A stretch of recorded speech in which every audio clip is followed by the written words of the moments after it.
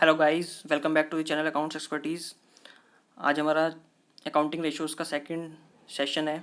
पिछले सेशन में हमने पढ़ा था चैप्टर के इंट्रोडक्शन के बारे में and what is the meaning of accounting ratios, what are the objectives of accounting ratios, what are the advantages and limitations of accounting ratios that we have covered in the last session. Now we are going to start our next session, that is our practical part of ratios. पहले हम discuss करेंगे ratios के बारे में, हमारी ratios, ठीक है. फिर उसके बाद उसके टाइप्स, देन फार्मूला एंड उसके questions. First of all, what is सबसे पहले हमारी जो रेशियो है वो है liquidity ratio.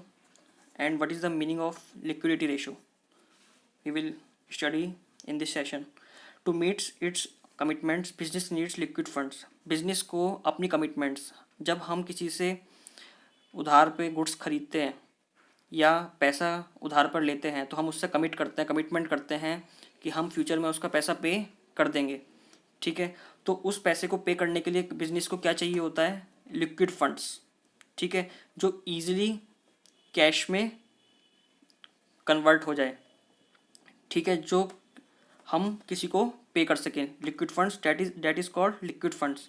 The ability of the business to pay the amount due to stakeholders. अब बिजनेस ने कमिटमेंट तो कर दी है कि मैं आपको पैसा पे कर दूंगा फ्यूचर में, लेकिन क्या बिजनेस एबल है वो पैसा पे करने की? ठीक है, जब वो पैसा ड्यू हो रहा है, लेट सपोज हमने किसी से गुड्स परचेज किया या पैसा लोन पर लिया, ठीक है. तो अब हमने कहा कि हम 6 महीने बाद आपका पैसा पे कर देंगे. अब 6 महीने बाद हमने कमिटमेंट तो कर दिया, लेकिन क्या हम 6 महीने बाद एबल हैं उसका पैसा पे करने के?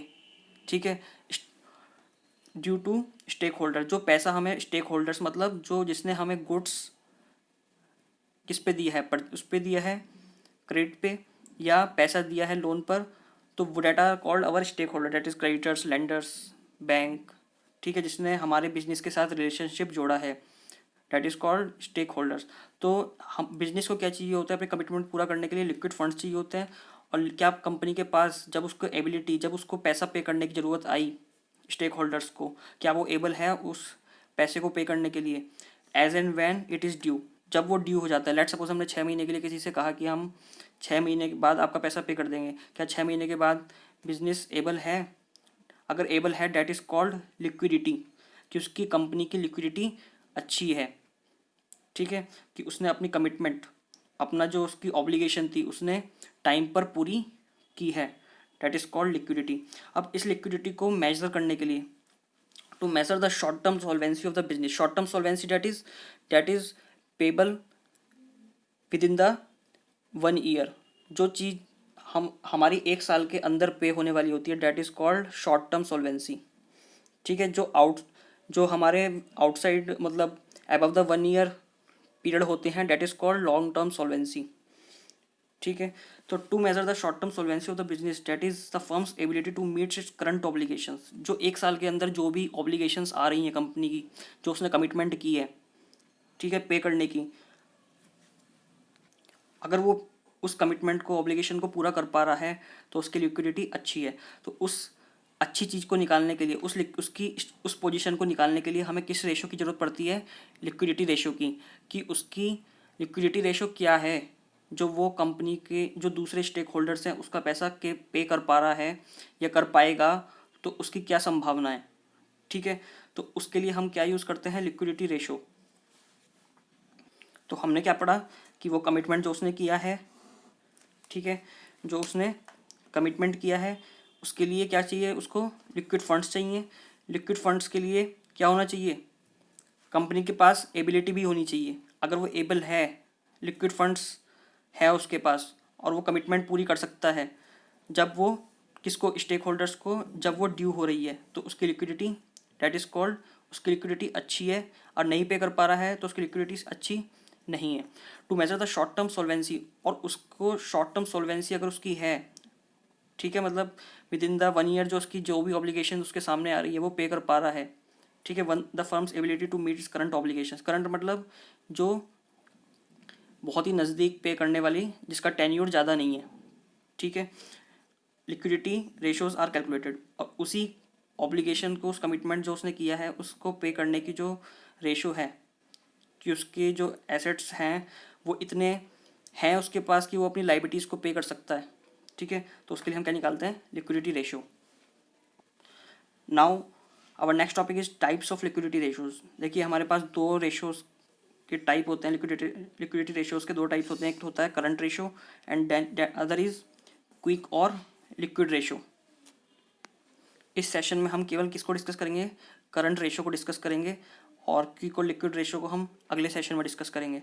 ठीक है, अब बात आती है current ratio. What is current ratio? Current ratio is the proportion of current assets to current liabilities. ठीक है, और इसका फॉर्मूला होता है current ratio is equals to current assets upon current liabilities. ठीक है, करंट प्रोपोर्शन किसका, ये क्या है, प्रोपोर्शन। ऊपर क्या है, करंट एसेट्स, नीचे क्या है, करंट लाइबिलिटीज। ये है हमारा numerator and that is denominator. अब हम इसको समझते हैं कि current assets upon current liabilities क्यों लिया है। ठीक है, लेट सपोज हमारे पास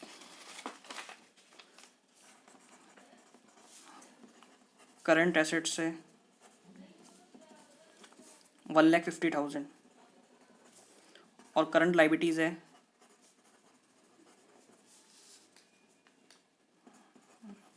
1,00,000। ठीक है, अब करंट लाइबिलिटीज क्या होती है, जो हमें पे करनी होती है, और करंट एसेट्स जो हमें रियलाइज। लेट सपोज हमें करंट लाइबिलिटीज में क्या आता है, क्रेडिटर्स। हमें क्रेडिटर्स का 1,00,000 रुपया देना है।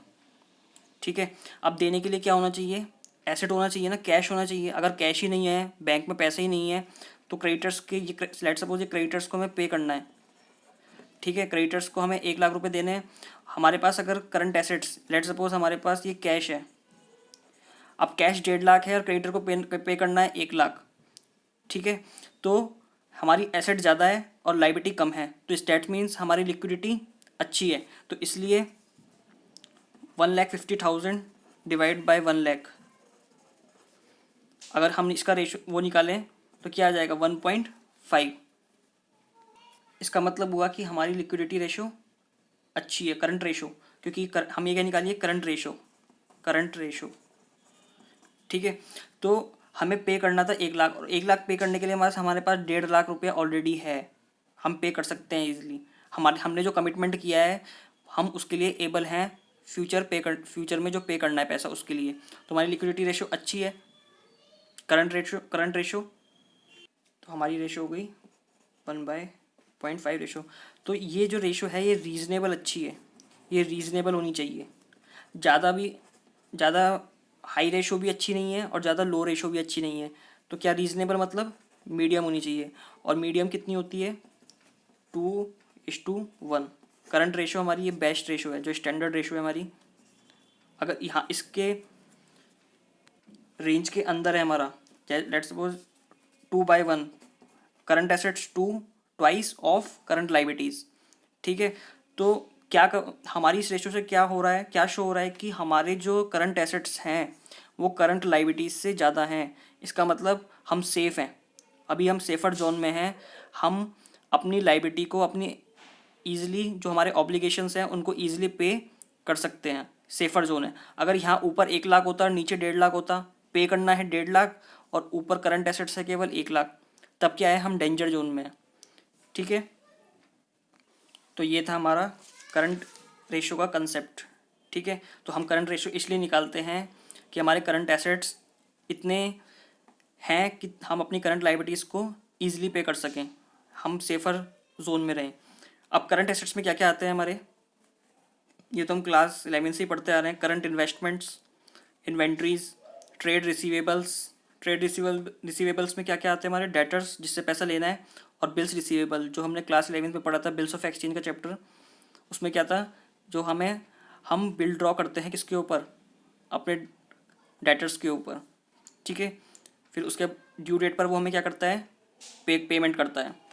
तो current investment, inventories, trade receivables, cash and cash equivalents, short term loans, जो हमने शॉर्ट टर्म लोन्स दे रखे हैं, लोन्स एंड एडवांसेस, एक होता है शॉर्ट टर्म लोन, हमने किसी से लोन लिया हुआ है, ठीक है, और एक होता है हमने short term loans and advances जो हमने किसी को दिया हुआ है।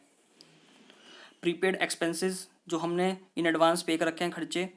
Advance tax, accrued income, that is the part of our current assets. 1 2 3 4 5 6 7 and 8 और भी हो सकती हैं।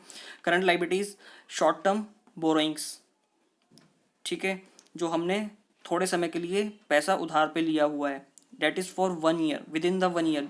हमारी शॉर्ट टर्म एसेट्स और करंट एसेट्स और करंट लाइबिलिटीज़ क्या होती हैं, जो विद इन द 1 ईयर क्या होती हैं, या तो पे होती हैं या रियलाइज़ होती हैं। तो short term borrowings, trade payables जो हमें पे करने हैं क्रेडिटर्स को, या जो हमने बिल्स रेज किए हुए हैं, बिल्स एक्सेप्ट करके दिए हुए हैं अपने क्रेडिटर्स को। अदर करंट लाइबिलिटीज़ जो हमने, अदर करंट लाइबिलिटीज़ है हमारी, शॉर्ट टर्म प्रोविजंस जो बना रखे हैं हमने, तो इनको ये हमारी फाइनेंशियल स्टेटमेंट्स में ये हमें फिगर्स दी हुई होंगी इनकी, इसको हमें करंट एसेट्स निकालना होगा उसके बेस पर, और करंट लाइबिलिटीज़ निकालनी होगी, फिर अपने फॉर्मूले में पुट करनी है। फॉर्मूले पर पुट करने के बाद जो हमारी रेशो आ रही है वो हमें कैलकुलेट करनी है। हमें इन आइटम्स का पता होना चाहिए, बस हमें रटना भी नहीं है, क्योंकि हमें सारी करंट एसेट्स की जो पता है कि करंट एसेट्स में क्या क्या आते हैं हमारे। इन्वेस्टमेंट, करंट इन्वेस्टमेंट्स क्या होते हैं, जो हमने थोड़े समय के लिए कहीं पैसा इन्वेस्ट किया हुआ है किसी प्रोजेक्ट में या किसी जगह और, ठीक है। इन्वेंट्रीज जो हमारी स्टॉक होता है साल के एंड में, ठीक है। बिल्स रिसीवेबल हमें पता ही है, ट्रेड रिसीवेबल्स क्या होते हैं। तो बस हमें ये कंसेप्ट पता होना चाहिए, उसके बेस पर हमें पुट करना है वैल्यूज़ एंड फिगर आउट करनी है हमारी रेशो को। Now let's start the question number 1। Current, calculate current ratio and quick ratio from the following information. आज हमने जो कंसेप्ट पढ़ा है करंट रेशो का पढ़ा है, इसलिए हम क्वेश्चन केवल इसमें करंट रेशो का ही पार्ट सॉल्व करेंगे। क्विक रेशो को हम सेकंड सेशन में, जब थर्ड सेशन में जब हम आएंगे तब इसको सॉल्व करेंगे, ठीक है। अब हमें देखिए ये वैल्यूज़ दी हुई हैं, ये सारी वैल्यूज़, यही चीज़ें हमें क्वेश्चन में दी हुई है। इन्वेंट्रीज दी हुई है, ट्रेड रिसीवेबल्स दिए हुए हैं, एडवांस टैक्स दिए हुए हैं, कैश एंड कैश इक्विवेलेंट्स दिए हैं, trade payables, short term borrowings. अब हमें क्या करना है, इसको कैटेगराइज करना है। ये क्या है हमारी इन्वेंट्रीज, इन्वेंट्री क्या है, करंट एसेट, ये भी करंट एसेट, ये भी करंट एसेट, ये भी करंट एसेट। ट्रेड पेबल्स जो पे करने हैं, और शॉर्ट टर्म बोरोइंग्स हमारी करंट लाइबिलिटीज़। ये हो गई CL और ये CA, ठीक है। अब हमें हमारा जो फॉर्मूला क्या है करंट रेशो का, current ratio is equals to current assets upon current liabilities. तो हम पहले हम करंट एसेट्स को, अब इसकी जो है थोड़ी सी वर्किंग नोट हमें बनाना पड़ेगा। Working note number 1, current assets. Current assets में क्या होगा, inventories plus trade receivables plus advance tax plus cash and cash equivalent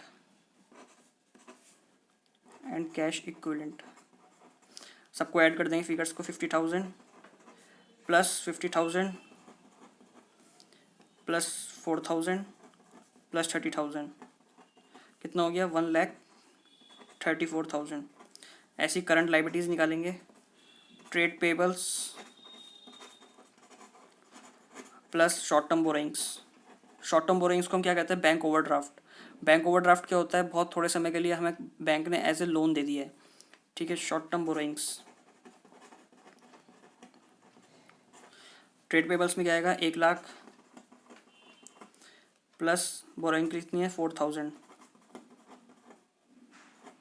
कितना हो गया, 4,000 है, 1,04,000, ठीक है। फॉर्मूला क्या है हमारा करंट रेशो का, current assets upon current liabilities. 1,34,000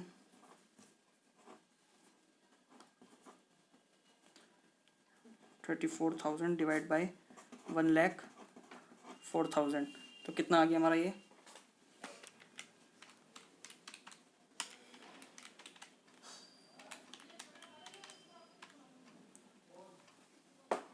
तो ये आ रहा है हमारा 1.2884। ठीक है, नीचे आएगा क्या 1, क्योंकि इसको हमने 1 से किया है, इसको इतने से किया है। ठीक है, तो हम इसे राउंड ऑफ कर देंगे। अब देखो यहाँ पे क्या है, सेकंड डेसिमल तक हम इसे राउंड ऑफ करेंगे। अब यहाँ पे क्या है 8 आ रहा है, तो क्या करेंगे हम इसको 9 कर देंगे, 1.29/1। तो हमारी करंट रेशो क्या निकल के आई है 1.29। तो ये भी हमारी सही रेशो है, क्योंकि करंट एसेट्स क्या हैं, ज़्यादा हैं करंट लाइबिलिटीज़ से। तो हम अपनी शॉर्ट टर्म जो ऑब्लिगेशंस हैं, लाइबिलिटीज़ हैं, हम वो पे करने के लिए हमारी शॉर्ट टर्म जो सोल्वेंसी है वो अच्छी है। ठीक है, तो हम अपने ड्यूज़ को पे कर सकते हैं। ठीक है स्टूडेंट्स, आज के लिए इतना ही। मिलते हैं नेक्स्ट सेशन में with new concept that is quick ratio. तब तक के लिए बाय एंड टेक केयर।